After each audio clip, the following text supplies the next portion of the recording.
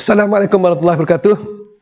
Tuan-tuan yang mungkin Allah Ta'ala, Ustaz akan adakan rahsia Pesona Agung. Rahsia Pesona Agung adalah kesinambungan antara kesinambungan itu aura pesona dulu. Siapa yang mengambil aura pesona dulu, kalau dia ambil rahsia Pesona Agung ni, memang cuma aura pesona ni Ustaz tak buatlah cara online. Sebab aura pesona ni dia ni banyak pada praktikal. Dan cuma bagi anda yang dah ambil aura pesona, anda boleh ambil ni sebagai kesinambungan dan lebih lah.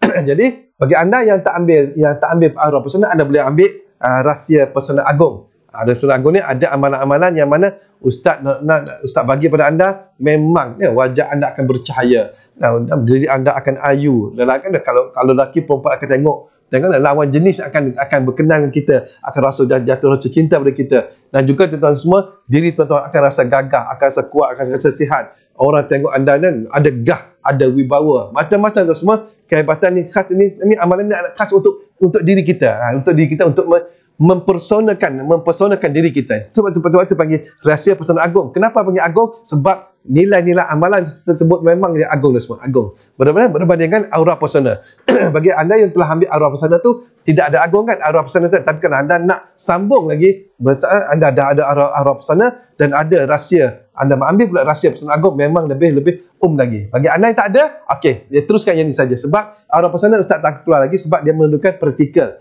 Dan sewaktu yang hadir, dan kalau dalam online tak boleh dapat praktikal dan semua, insya-Allah.